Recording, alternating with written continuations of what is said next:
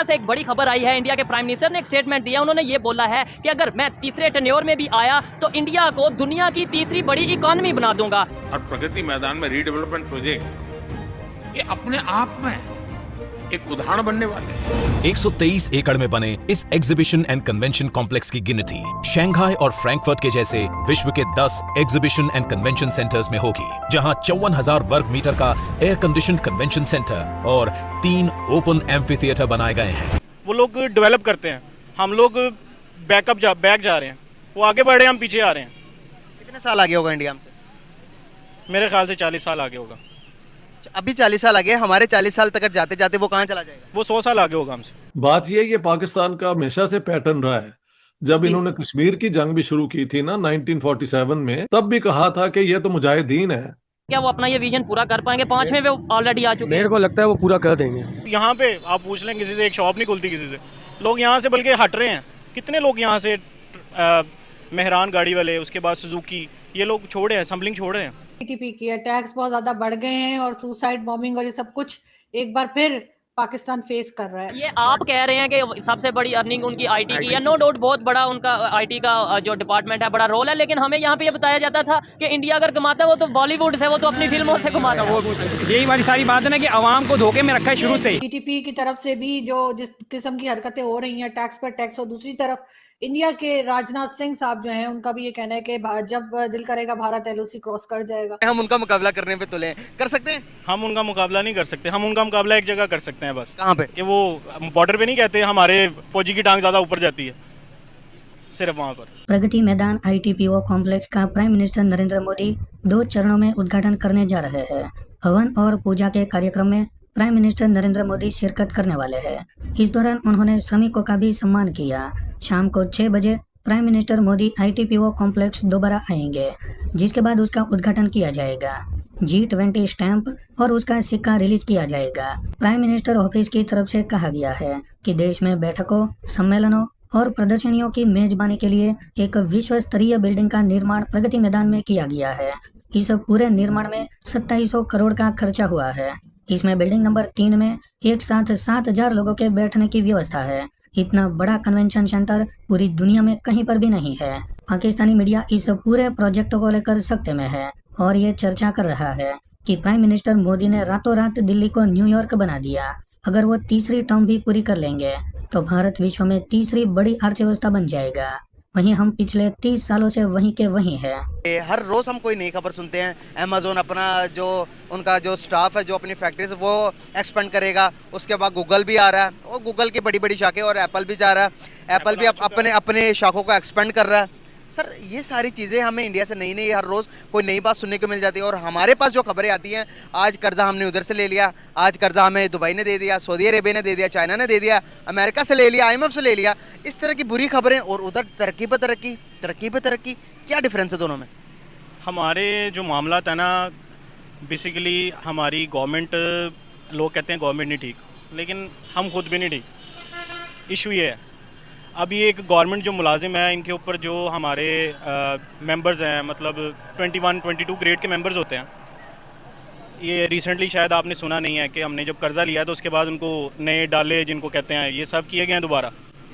हालांकि IMF की शर्त में ये शामिल था कर्जा देने से पहले कि आप लोगों ने ये जो मराहत है ना, जो ऑफिसर्स की मराहत हैं, इनको ख़त्म करें। लेकिन उन्होंने फिर उनको दोबारा ऑल कमिश्नर्स, ऑल ACs, तो ये जो चीज़ें हैं ना, ये जब तक हमारी कंट्री से ख़त्म नहीं होनी है, हम लोग नहीं स्टेबल हो सकते।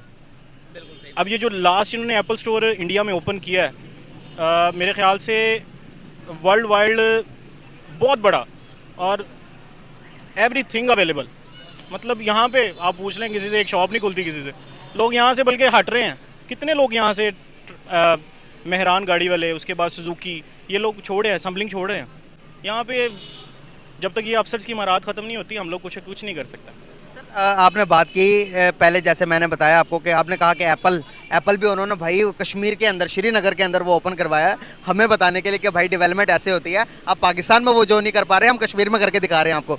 दूसरी बात सर, जो टेस्ला कंपनी है, वर्ल्ड वाइड की बड़ी कंपनी है, टेस्ला कंपनी के इंडिया पे आने से इंडिया का क्या बेनिफिट हो सकते हैं? क्या उनके फॉरेन रिजर्व मजीद बढ़ेंगे? पिछले एक हफ्ते के अंदर मैं बताता चलूँ, $12.5 बिलियन सर $12.5 बिलियन से एक हफ्ते की मार है उनकी। आप बताएं, हम उनका मुकाबला करने पे तुले हैं, कर सकते हैं? हम उनका मुकाबला नहीं कर सकते। हम उनका मुकाबला एक जगह कर सकते हैं बस, कहाँ पे? कि वो बॉर्डर पे नहीं कहते हमारे फौजी की टांग ज़्यादा ऊपर जाती है, सिर्फ वहाँ पर उस हद तक है। हम उनका मुकाबला नहीं कर सकते। उनकी जो सबसे टाटा नैनो जो छोटी गाड़ी बनाई है ना उन्होंने, उनका अगर मैं वहाँ पर होता तो मुझे लगता है कि मैं उसको अफोर्ड कर सकता हूँ। यहाँ पर नहीं मैं कर सकता, अपनी सैलरी से ही कर सकता बंदा? सैलरी से ही कर सकता हूँ। यहाँ पे नहीं मैं कर सकता उसको अफोर्ड। यहाँ मुझे बाइक अफोर्डेबल है उतने प्राइस में। उतने प्राइस में। सर तो बॉर्डर पे ये क्या करेंगे सर? टीटीपी की तरफ से भी जो जिस किस्म की हरकतें हो रही हैं, टैक्स पर टैक्स, और दूसरी तरफ इंडिया के राजनाथ सिंह साहब जो हैं उनका भी ये कहना है कि जब दिल करेगा भारत एलओसी क्रॉस कर जाएगा। कश्मीर के हवाले से उन्होंने स्टेटमेंट दिया है। आज है ना, वहाँ पे उन्होंने कारगिल पे विजय दिवस उनका आज है, उसकी कारगिल की 1999 की वो मना रहे हैं वहाँ पे 26 जुलाई, और उस पर राजनाथ साहब ने स्टेटमेंट दी है। बिल्कुल उन्होंने कहा कि भी पाकिस्तान के अंदर घुस के ऑपरेशन करेंगे, और उसके बाद ये, और पहले भी वो कई स्टेटमेंट्स इस तरह दे चुके हैं। देखें कि हाउ दे रिएक्ट पाकिस्तान वाली साइड से। लेकिन मेरे ख्याल में तो अगर देखा जाए तो उन्होंने तो शायद अपने उस एनिवर्सरी में जो उन्होंने उसकी कोई इवेंट था उस पर उन्होंने कुछ ना कुछ तो लोगों के सामने कहना था, लेकिन वरना भी दौर अब जंगों का नहीं है मेरे ख्याल में। तो इस वक्त we are going through the geo economics period. लोग अब इकोनॉमीज करेंसीज के जरिए एक दूसरे के साथ जंगें कर रहे हैं, और आप उस जंग में उसमें भी नीचे हैं। आप कभी फैटफ की मिन्नतें करते हैं और कभी IMF की मिन्नतें कर रहे हैं। जियो इकोनॉमिक्स में भी आप फेल हैं ओरिजिनली। कभी फिर आप कह देते हैं कि we are victim of geo economics from IMF and China. और खुदा के लिए अपना भी कुछ सोचो यार, कोई तुमने खाना पका, कोई उगाओ चीज वहां पे, कोई बनाओ चीज वहां पे, सिवाय फ्रॉड के और कुछ भी नहीं बना रहे हो वहां पे। बेवकूफी बना रखा है आपने 25 करोड़ लोगों को, उनको इंसान बनाने की कोशिश करो यार। बात ये है कि पाकिस्तान का हमेशा से पैटर्न रहा है। जब इन्होंने कश्मीर की जंग भी शुरू की थी ना 1947 में अक्टूबर में, तब भी कहा था कि ये तो मुजाहिदीन है, हमने पाकिस्तानी फौज तो है नहीं। तो इंडियंस मुझे कहते हैं यार आप लोग जंग करनी है तो आगे से आके करें ना, हर दफा बहाना कोई कर लेते हैं। तो 71 वाली 47 वाली वॉर भी इन्होंने ऐसे ही वो भेज के शुरू की और उसका कोई फायदा नहीं हुआ। और कारगिल के ऊपर तो बेहूदगी थी ना बहुत बड़ी, कि दोनों हुकूमतें, आपके दोनों के प्राइम मिनिस्टर पूरे हाई लेवल पे लाहौर में वो अग्रीमेंट कर रहे हैं कि we will solve all problems peacefully और कोऑपरेशन करेंगे।